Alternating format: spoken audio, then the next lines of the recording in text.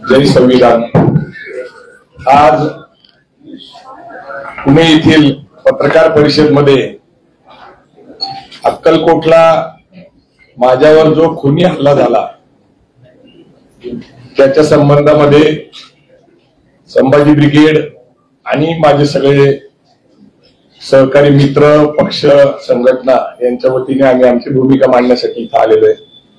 या ठिकाणी श्याम कदम जे आहेत आमचे संभाजी ब्रिगेडचे सोलापूरचे जिल्हाध्यक्ष आहेत, सोमेश्वर आहेर हे आमचे महाराष्ट्राचे उपाध्यक्ष आहेत, संभाजी भोसले संभाजी ब्रिगेडचे सोलापूरचे जिल्हाध्यक्ष आहेत, ज्यांच्यामुळे मी आपल्या समोर आज दिसतोय कारण त्यांच्या सतर्कतेमुळे मी वाचलो। आमच्या ताई आहेत, सगळ्या महिला आघाडीच्या आहेत। मला प्रथम असं वाटतं की संभाजी भोसले यांनी अक्कलकोट पोलीस स्टेशनला आपली कंप्लेंट नोंदवलेली आहे आणि ते खास सोलापूरवरनं निघालेले आहेत आणि इथे आलेले आहेत। तर त्यांची अशी इच्छा आहे की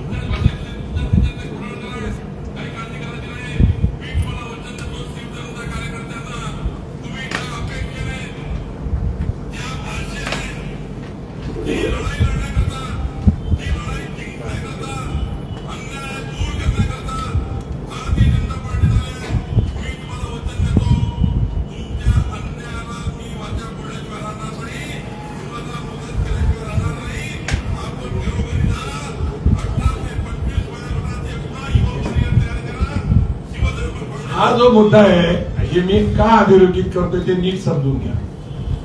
देवेंद्र फडणवीस यांच्या पाठीशी आहेत हे ते म्हणतायत. ते गृहमंत्री आहेत, ते आजचे मुख्यमंत्री आहेत आणि कायदा सुव्यवस्थेची त्यांच्यावर जबाबदारी आहे. न्याय विधी खातं त्यांच्याकडे. आता हा दुसरा व्हिडिओ जो समाज माध्यमामध्ये कालच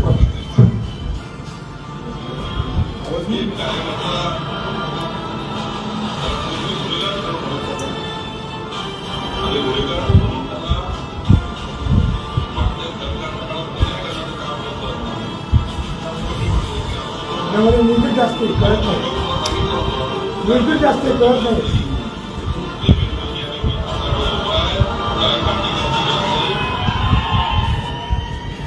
या व्हिडिओमध्ये स्वतः बावनकुळे काय म्हणतात ते महत्वाचं.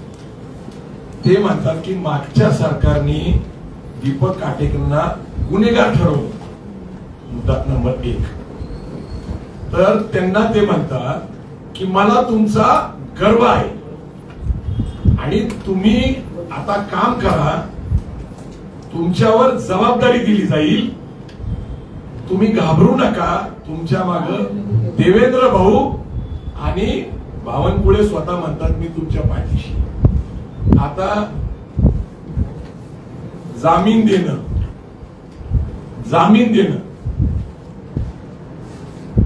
हे मी जे तुम्हाला दाखवतोय हे माझ्याकडे त्यांचं पेपर आहे. एका गुन्हेगाराला जामीन मिळवून देणं याच्यावर गंभीर स्वरूपाचे गुन्हे आहेत आणि ते दिल्यानंतर त्याला एक टास्क देणे, जिची योजना मी सांगितलं की संघ परिवारामध्ये शिवराय फुले शाहू आंबेडकरांची विचारधारा, राज्यघटनेची समता, बंधुता, न्याय, तत्व, मानवता हे जे विषय आहेत हे सगळे आता थांबले पाहिजेत. राजकीय दृष्ट्या या सामाजिक संघटना ज्या आहेत त्याच्यामध्ये बामसेप असेल, बहुजन समाजाच्या अनेक संघटना, त्यापैकी वंचित बहुजन आघाडीचा एक विषय आहे, मराठा सेवा संघ, संभाजी ब्रिगेड. तर गेल्या महिन्यामध्ये अशी मीटिंग झाली होती की यांचा बंदोबस्त केला पाहिजे. मी जे सांगतोय ही न्यायालयाने दिलेली पेपर आहे. आता खर तर त्यांना आर्म ऍक्ट प्रमाणे जामीन मिळू शकत नाही. पण जामीन दिला कोणी आणि ज्या अर्थी स्वतः दीपक काटे हे प्रदेशाध्यक्ष बावनकुळेंना गॉडफादर म्हणतात. त्यांचं संभाषण व्हायरल झालेलं आहे. गॉडफादर म्हणतात. आता गॉडफादर आहेत आणि गॉडफादर म्हणतात की तुम्ही काही करा, तुमच्या मागे देवेंद्र फडणवीस आहेत आणि मी स्वतः आहे आणि मला जीवे मारण्याची जी काय मी तुम्हाला सांगतो, मला भारतीय जनता पार्टीच्या कार्यकर्त्यांबद्दल प्रचंड आदर आहे. RSSच्या कार्यकर्त्यांबद्दल प्रचंड आदर आहे. कारण आमची त्यांची वैचारिक लढाई, तशी पार्श्वभूमी जर कुणाची असेल वैचारिक लढाईची तर आम्ही त्यांच्याबरोबर चर्चा करायला तयार आहे. आता मला सांगा, एक षडयंत्राचा भाग मागच्या काही महिन्यापासून ते अशी मागणी करतायत सातत्याने की संभाजी ब्रिगेड हा एकेरी उल्लेख असल्यामुळे संभाजी महाराजांचा अपमान होतो.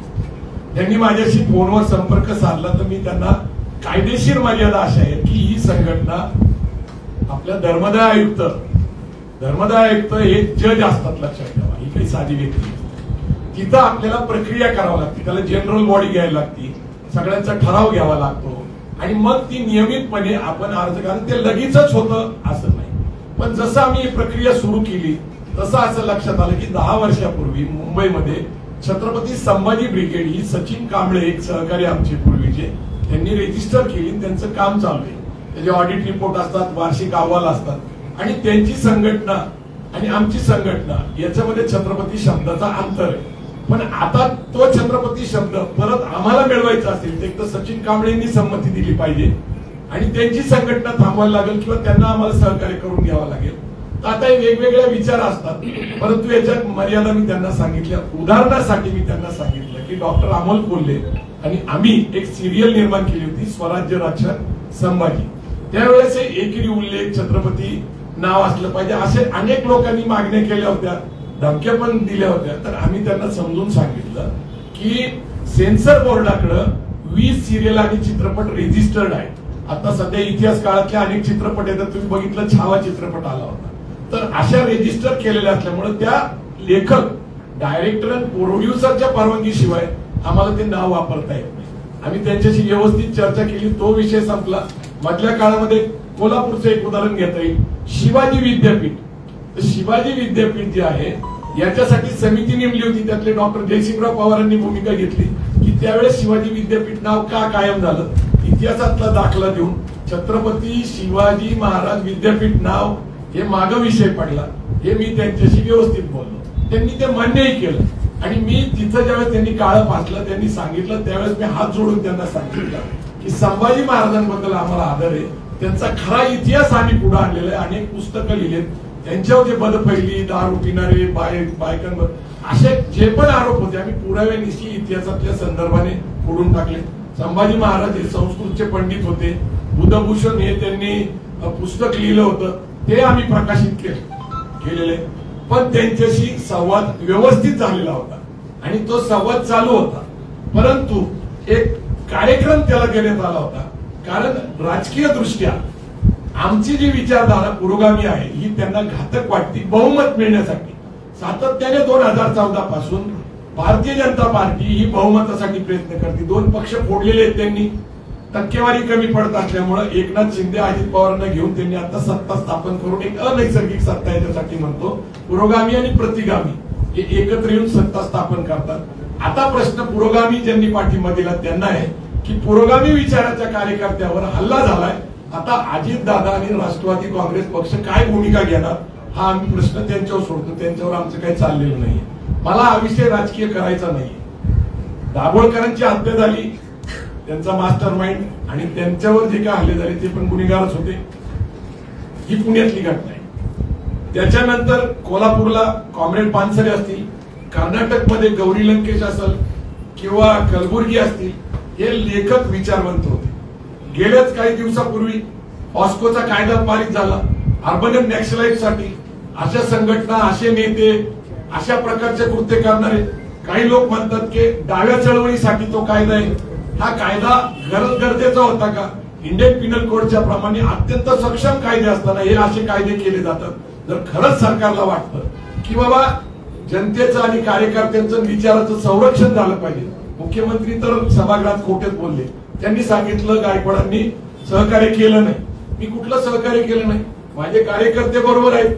तिथं केस नोंदवली जात नव्हती, केस नोंदवून घेतले. ते म्हणतात फक्त शाई टाकली, ठीक आहे आम्ही उद्या त्याला सोडून देऊ. म्हणजे हा सरकार पुरस्कृत हल्ला होता. याच्यासाठी मी पहिल्यांदा सांगतो की देवेंद्र फडणवीस हे मुख्यमंत्री आहेत, गृहमंत्री आहेत, कायदा आणि न्याय हे त्यांच्याकडेच खात आहे. आणि मी तुम्हाला 2 व्हिडिओ तुमच्याच माध्यमातून आलेले, हे बावनकुळे हे कशा प्रकारे ताकद, पाठिंबा, विश्वास देतात. दीपक काटे त्यांना गॉडफादर म्हणतात. हे नातं तुमच्याच माध्यमातून मी अधोरेखित करतो. माझी आज अशी मागणी आहे की सरकारला जर नैतिकता शाबूत असेल तर या घटनेचा मास्टर माइंड हे बावनकुळे आहेत, जे आता महसूल मंत्री आहेत, ते 2 नंबरचे मंत्री आहेत. ते खोटं बोलतायत सभागृहात आणि प्रचार प्रसार माध्यमापुढे. मी त्यांच्याच भाषणाचे 2 उदाहरणं दिली, एक नाही. आणि त्यांची ऑडिओ क्लिप अवेलेबल आहे त्यांच्या सहभागाची. आणि पूर्ण नियोजनबद्ध पद्धतीने बामसेफ संघटना संपवणे, संभाजी ब्रिगेड, मराठा सेवा संघ, वंचित आणि ज्या ज्या चळवळीतले कार्यकर्ते त्यांना संपवण्याची योजना बनवलेली. आपण पार्टी विथ डिफरन्स म्हणतो. मग पार्टी विथ डिफरन्स बघितलं आणि महाराष्ट्राचं राजकीय जे काही आता वातावरण आहे, जी भीती आहे, राज्यकर्ते आता पक्षांतर करतायत सातत्याने ते बघतायत, पण सामाजिक कार्यकर्त्यांचा बंदोबस्त करायला लागतो, कारण हे कट्टर असतात विचारांची, यांना आमदारक्या खासदारक्याची भुरळ पडत नाही. मग यांना काय करायचं तर त्यांना संपवायला लागतं. म्हणून मी एवढंच शेवटचं सांगणार आहे की महात्मा फुलेंच्यावर मारेकरी घातले, शाहू महाराजांवर घातले, बाबासाहेब आंबेडकरांवर घातले, हा यांचा वारसा आहे मारेकरी घालण्याचा, ते गांधी हत्यापर्यंत. आता सध्या गोपाळ गोडसेंचा सगळ्यात जास्त पुरस्कार केला जातो, त्यांची नाटकं दाखवली जातात, सावरकरांचा ते विषय मांडतात, सावरकरांचं अर्ध आयुष्य स्वातंत्र्याचं, आणि त्याच्यानंतर त्याच्याबद्दल वाद आहे, मी त्याच्याबद्दल बोलणार नाही. परंतु जी मानसिकता आहे, जी विकृती आहे, आणि इथं एक लक्षात घ्या, लोकशाहीमध्ये अनेक विचार पक्ष संघटना एकत्र काम करतात, याला लोकशाही म्हणतात. एक पक्ष, एक संघटना, एक विचार, 100% भाजप याचा आडसर आम्ही आहे. म्हणून त्यांच्या विचाराच्या आड येत असताना मला एवढंच सांगायचं, हा माझ्यावर प्रवीण गायकवाड म्हणून व्यक्तिगत हल्ला नाहीये, संभाजी ब्रिगेड म्हणून हल्ला नाहीये, हा हल्ला एका विचारावर आहे असं माझं स्वतःचा अनुभव आणि मत आहे. आणि खुनी हल्ला होता, मला मारण्याचा प्रयत्न झाला होता, हे निश्चित आहे. परंतु गुन्हेगारांना शिक्षा करतील, मोका लावतील असं मला वाटत नाही, कारण सरकार पुरस्कृतच असल्यामुळं आज उद्या तो गुन्हेगार परत बाहेर सुटणार आहे. तो बेलवर आहे, बेलवर असल्यामुळं धोका अधिक येतो, परत बाहेर पडला तर आज मी नाही तर उद्या कदाचित खेडेकर साहेब असतील, कारण त्यांच्या टार्गेटवर आहेत, प्रकाश आंबेडकर साहेब आहेत, त्याच्यानंतर वामन विश्राम साहेब आहे, तपास अधिकारी ढाकणे हा बावनकुळे यांचा नातेवाईक आहे अशी माहिती आता आलेली आहे, तपास अधिकारी जो आहे. तर हे सगळं प्री प्लॅन आहे. म्हणजे जो दीपक काटे यांना जे आता जामीन मिळाली, तो आयोग जो आहे त्याच्याबद्दल मी बोलतोय, योजनाबद्ध पद्धतीने गुन्हेगारांना जेलमधनं बेलवर सोडायचं आणि सामाजिक कार्यकर्त्याची हत्या करायची, याच्यावर आता सगळ्या समाजाने, सगळ्या लोकांनी विचार करायचे. आज माझ्यावर बेतलं, उद्या सामाजिक चळवळीच्या कुठल्याही कार्यकर्त्यावर बेतल, जो राज्यघटनेची भाषा करल, जो फुले शाहू आंबेडकरांची भाषा करल. जय जिजाऊ, जय शिवराय.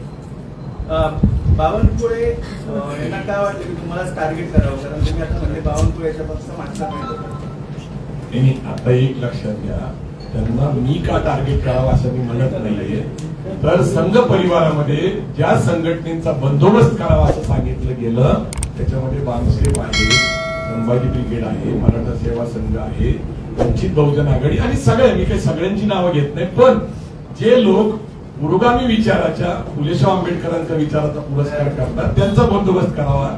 माझ्यावर पहिल्यांदा हल्ला झाला आणि मग आमच्या लोकांनी जे काही शोध घेतला, बावनकुळेंचं आणि दीपक काटेंचं नातं अधोरेखित केलं. बावनकुळेंची भाषणं तुमच्याच माध्यमातून आम्ही पाहिलेली आहेत.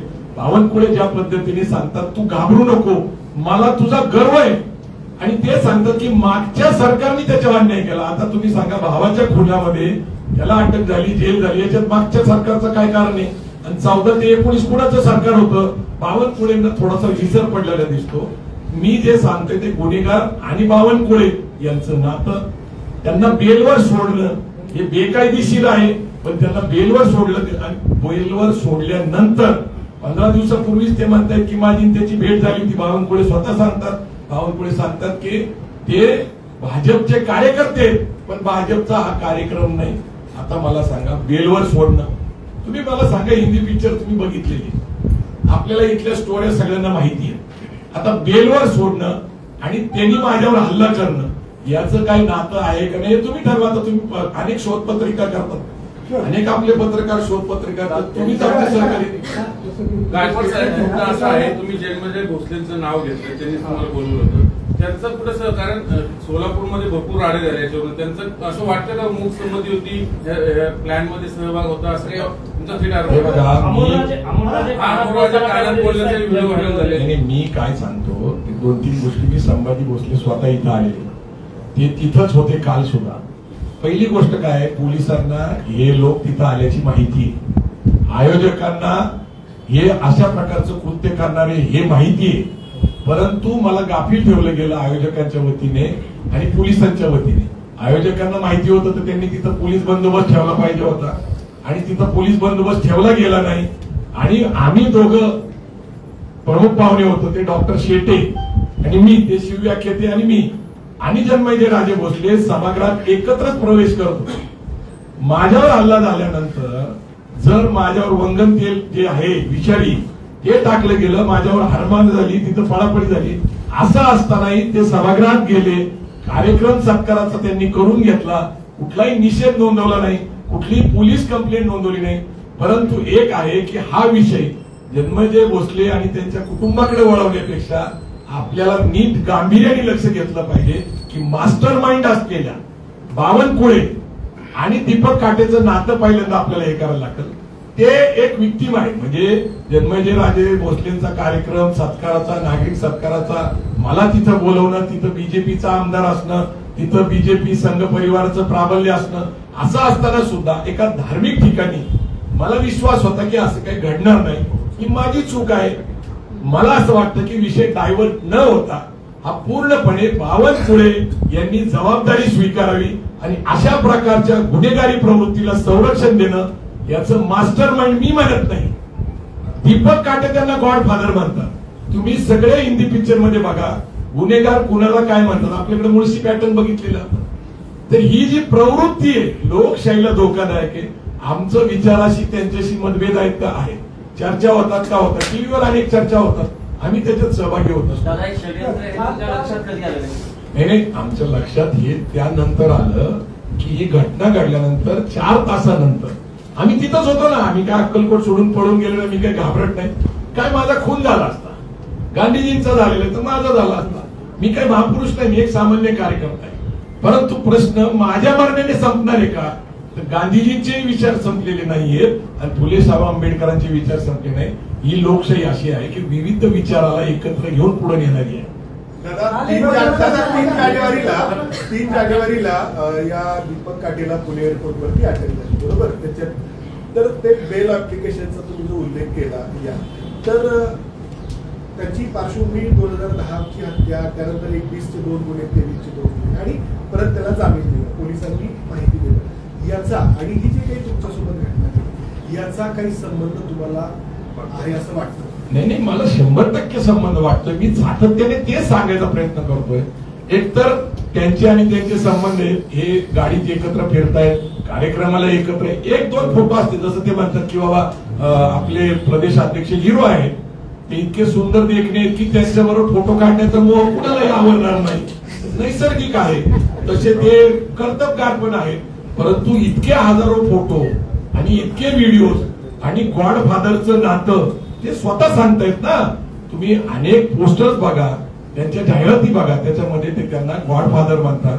त्यांचं संभाषण सातत्याने होताना दिसतंय. आणि बावनकुळे म्हणतात मला दीपक अण्णा काटेंचा मला गर्व आहे. आणि तुम्हाला जर काय वाटत असेल तर देवेंद्र भाऊ आणि मी तुमच्या पाठीशी आहे. आता मला सांगा, जर मागच्या सरकारने त्यांच्यावर गुन्हे दाखल केले हा अन्याय झाला. आता आर्म ऍक्ट कुणाच्या काळात झाला, कुणाच्या काळामध्ये हे शस्त्र सापडले, आता त्यांना अटक करून ठेवले, त्यांच्यावर काय पण बेलेबल नॉन बेलेबल गुन्हे दाखल झाले, हे कुणाच्या काळात झाले. आणि ते सांगतात हा गुन्हेगार नाहीये, मला त्याचा गर्व आहे. आणि बेलवर त्यांना सोडून एक कृती कार्यक्रम दिलेला आहे मला संपवण्याचा आणि अन्य लोकांना संपवायचा. मी तुम्हाला मागे जाऊन हेचही उदाहरण देतोय की 14 ते 19 मध्ये काय घडलेले, 4 लोक गेलेले आणि हे आता सरकार आल्यानंतर हे अशा प्रकारची कृती करू शकतात का, तर हे करतायत. आणि माझा सरळ आरोप नाही तरी तुम्हाला पुरावे दिलेले, त्यांचं नातं अधोरेखित केलेले, बेलवर सोडलेला गुन्हेगार हा परत काही गुन्हा करण्यासाठी का मग नाहीतरी तो बेलवर आहे, त्यांचं एक धोरण आहे, गुन्हेगार आहे. आणि सगळ्यात महत्वाचं कसं आहे मला सांगा, दीपक काटे हे मराठा आहे बरं का. आणि शिवधर्म हा मराठा सेवा संघ संभाजी ब्रिगेडनी 2005 ते 8 मध्ये हा या समाजाला दिलेला एक समतावादी धर्म आहे, जो बुद्धाच्या विचाराकडे जाईल असं आम्ही सांगितलेलं आहे, फुले शाहू आंबेडकरांच्या विचारात. शिवधर्म हे नावाचं फाउंडेशन बनवणं, ज्याला कुठेही रजिस्ट्रेशन नाहीये, आणि त्या फाउंडेशन जे आमचं मूळ अपत्य आहे शिवधर्म, त्याचं नाव वापरायचं, संभाजी ब्रिगेडच्या विरोधात वापरायचं, छत्रपती नाव नाही दिलं तर अपमान होतं. या दोन्ही मुद्द्यामध्ये एक गोष्ट दिसते की छत्रपती नावाचं 25 वर्षात कधी विषय नाही आला, छत्रपती संभाजी ब्रिगेड, आणि शिवधर्म नाव हे आमच्याशी संबंधित आहे आणि तेच वापरायला लावायचं. शिवधर्म विरुद्ध संभाजी ब्रिगेड संघटना आणि मराठा विरुद्ध मराठा एवढीच मर्यादित करायचं आणि त्यांनी आपापसात त्यांचा बंदोबस्त केला असं चित्र निर्माण करायचं.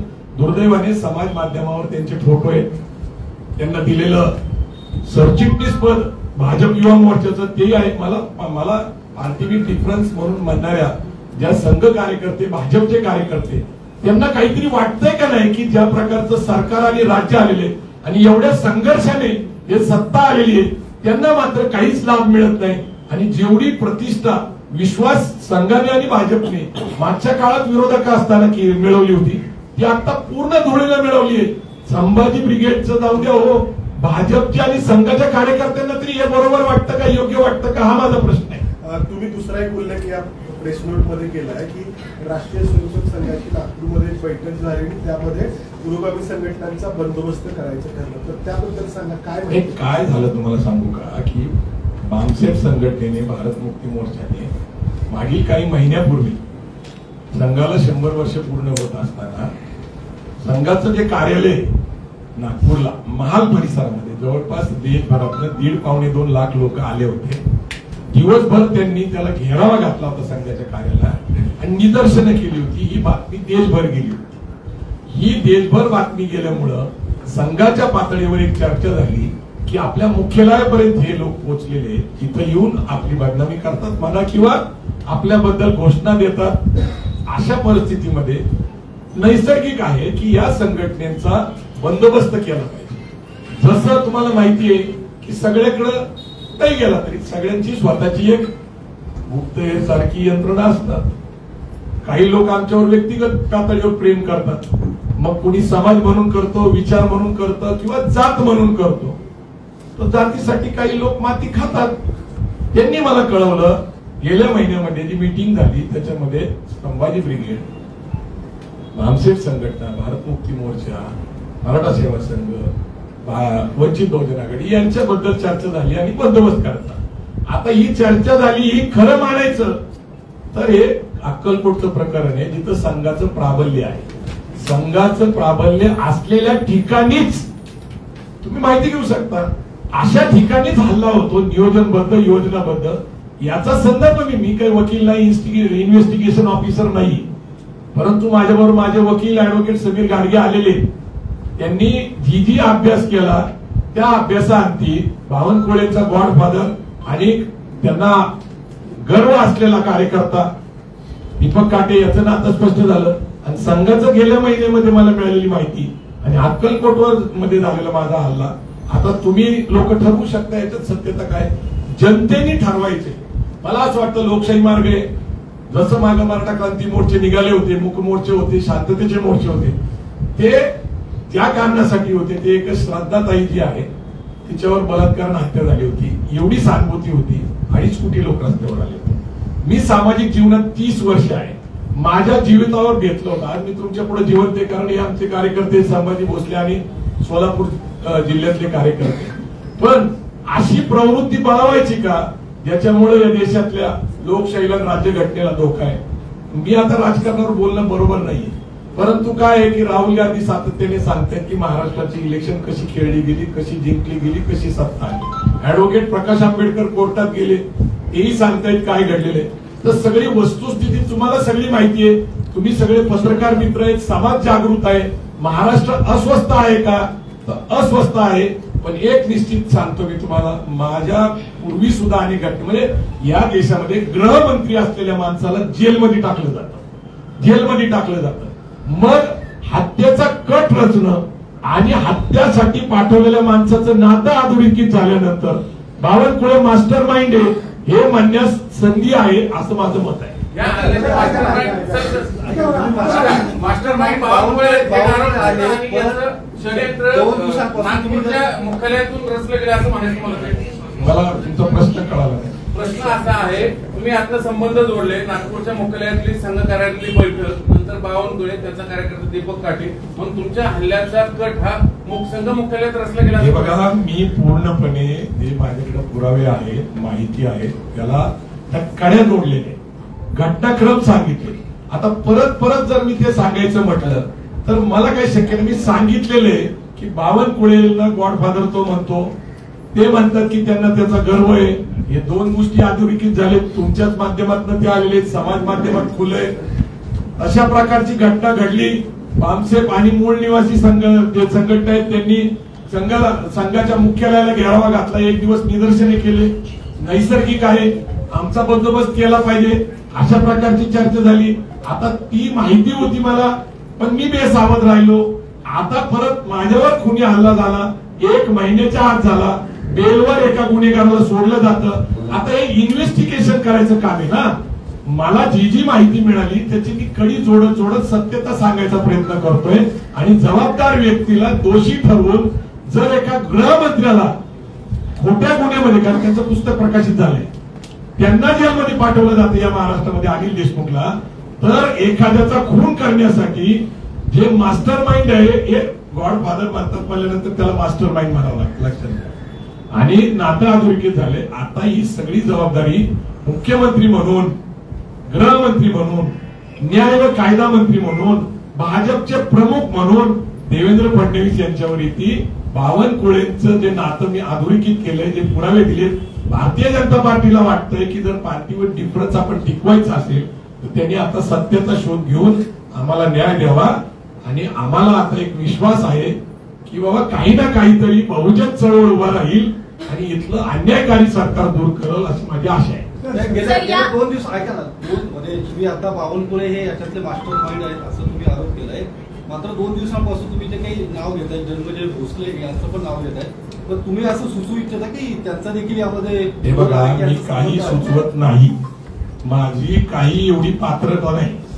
जी काही घटना घडलेली आहे आणि ज्या काही घटनेचा आम्ही शोध घेतला, मी काही अचानक काही तुमच्याकडे येऊन प्रसिद्धीसाठी पत्रकार परिषद घेत नाही. मी जो अभ्यास केला, जी माहिती गोळा केली, मी जे पुरावे, आता तुम्ही हे जजनी दिलेलं बेल त्याच्याबद्दल त्याच्यात काय सांगितलेलं आहे की दीपक काटेवर कुठलेही गुन्हे नाहीये. आता दीपक काटेवर गुन्हे नाहीये तर सगळे म्हणतात खंडणीचा गुन्हा आहे, खुनाचा गुन्हा आहे. अशा पार्श्वभूमीवर त्यांना बेल देणं, ते इंडियन पिनल कोडचा आधार दिलं, सगळं सांगितलेलं आहे. आता तुम्ही मला सांगा, त्याला बेलवर सोडणं, त्यांनी माझ्यावर हत्येचा कट रचणं, याच्यात त्याचा काय हेतू आहे? तो काय माझ्या बांधाला बांध आहे का? व्यावसायिक माझी काय भानगड आहे का? पैशाचं देणं घेणं आहे का? तर एक विचार आम्ही मांडतोय, समतेचा, बंधुताचा, न्यायाचा, मानवतेचा.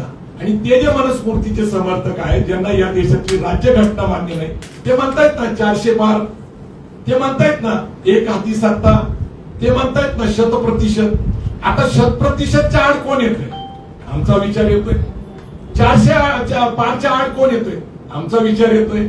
मग आमचा विचार जर संपवायचा असेल तर तो कसा संपवायचा? तर माझ्यावर हल्ला केल्यामुळे मी तुम्हाला सांगतो, गौरव मोरे सारखा एक हास्य विनोदी कलाकार जो लाखो लोकांना हसवतो, तो रडत होता माझ्यावर. आता तुम्ही मला सांगा, तो म्हणतो की तुमच्या जीवावर आम्ही कार्यक्रमाला जातोय, धाडस करतोय, विनोद करतोय. जो लोकांना हसवतोय तो घाबरलेला आहे. पुरोगामी चळवळीतले लेखक, वक्ते, कार्यकर्ते घाबरलेले. म्हणजे माझ्यावर हल्ला हा जर माझ्या व्यक्तीवर असता तर मग आमचे लोक का घाबरलेले? आणि एक लक्षात ठेवा, संभाजी ब्रिगेडचे कार्यकर्ते लढणारे, ते रडलेले. लढणारे कार्यकर्ते ज्यावेळेस रडतात त्यावेळेस काय होतं ते पुढचा काळ तुम्ही बघणार. सर हल्ल्यानंतर आतापर्यंत म्हणजे या 2 दिवसामध्ये भाजपकडे, कारण तुम्ही थेट आरोप हा भाजपवर केलेला आहे, भाजपकडनं कोणी तुम्हाला कॉन्टॅक्ट करायचा काही प्रयत्न केला का? इव्हन मुख्यमंत्र्यांचा 2-3 गोष्टी आहेत लक्षात घ्या की ज्या षडयंत्राचा भाग असलेले लोक, तुम्ही शत्रूकडून आपल्या कल्याणाची अपेक्षा करणं शत्रूचा शानपणा नाही तर आपला मूर्खपणा आहे. हे डॉक्टर आ साळुंखे सर म्हणतात. आता ते कसे मला फोन करतील? कशासाठी फोन करतील? गिल्टीनेस असतं ना माणसाला, आणि आपणच केलंय. पण एक आहे की सभागृहामध्ये खोटं बोलायचं तुम्ही तर बघताय. बावनकुळे प्रचार प्रसार माध्यमात माझा काही संबंध नाही म्हणतात. आता तुमच्याच प्रचार प्रसार माध्यमातले व्हिडिओ मीच तुम्हाला दाखवले, ते जे बोलताय. आता तुम्ही मला सांगा, भारतीय जनता पार्टी माझ्या हिताचा किंवा माझ्या संरक्षणाचा विचार कशी करत? पवार साहेबांचा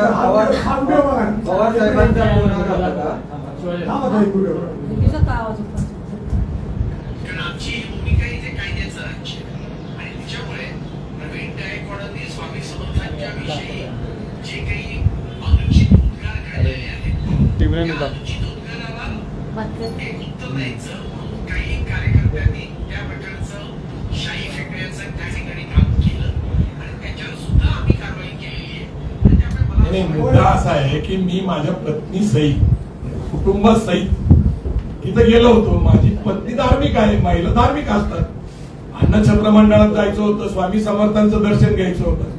हा संभाजी ब्रिगेडच्या काही कार्यकर्त्यांनी किंवा लेखकांनी मांडणी केलेली, काही त्यांची मतं आहेत.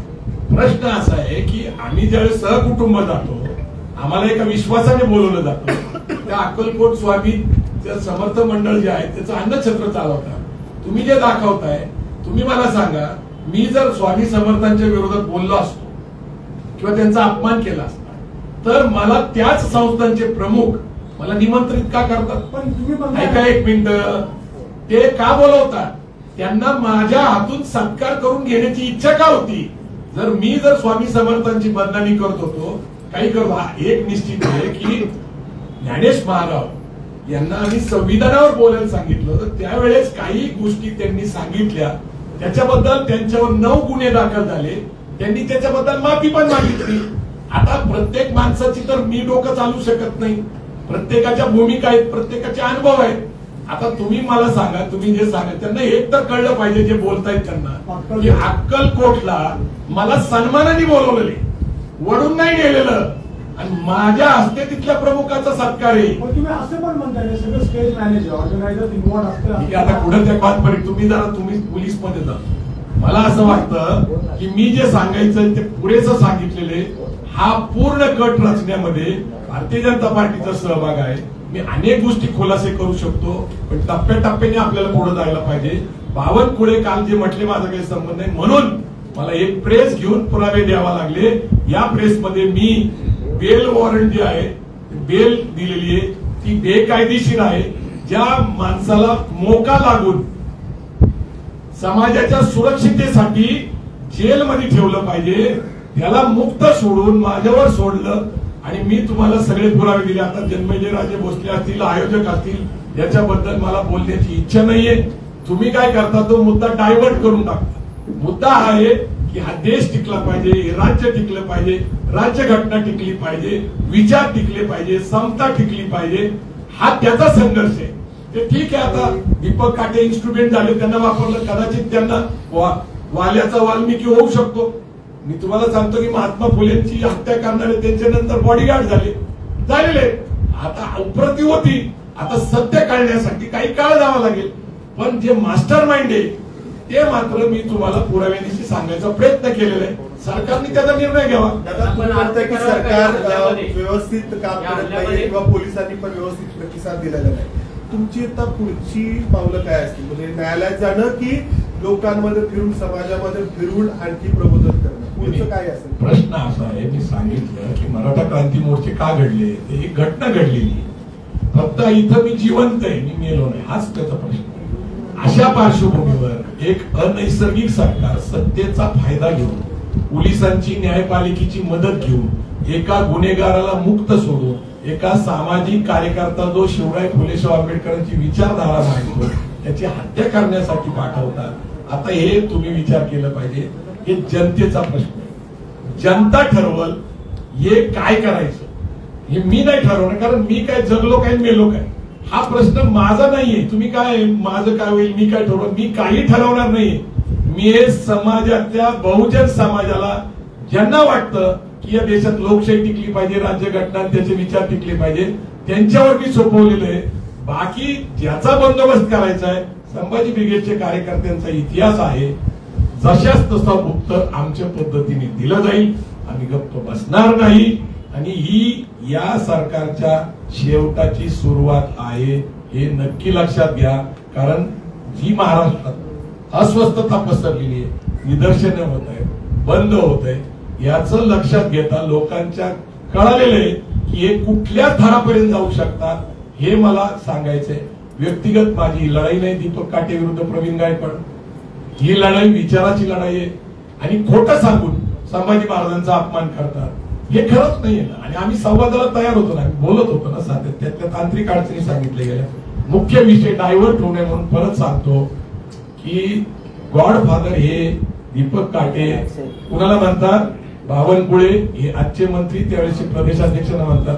बावनकुळे म्हणतात की मला त्यांचा गर्व आहे, ते गुन्हेगार नाहीये आणि मी आणि देवेंद्र भाऊ हे आम्ही तुमच्या पाठीशी आहे. मी एक नाही तर तुम्हाला 2 व्हिडिओ दाखवले, अनेक व्हिडिओ उपलब्ध आहे. मी आपला वेळ खर्च करू शकत नाही.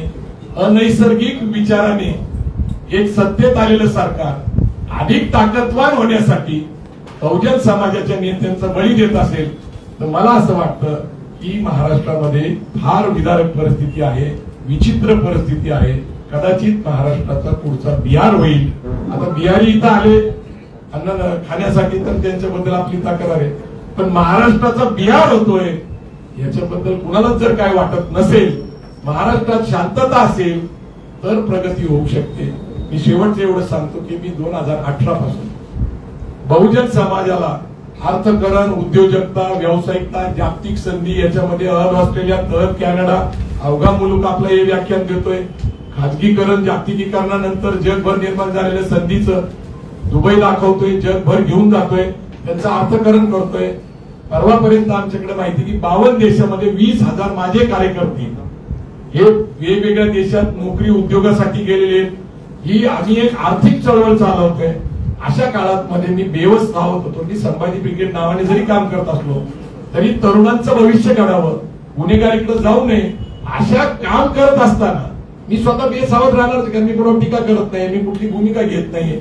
आणि मग अशा काळामध्ये माझा वेळ हल्ला होतो तर मग परत सुरुवात करावी लागते, नव्याने सुरुवात करावी. या हल्ल्यामध्ये ज्यांच्यावर तुम्ही आरोप करताय त्यांनाही आरोपी करण्यात यावं का?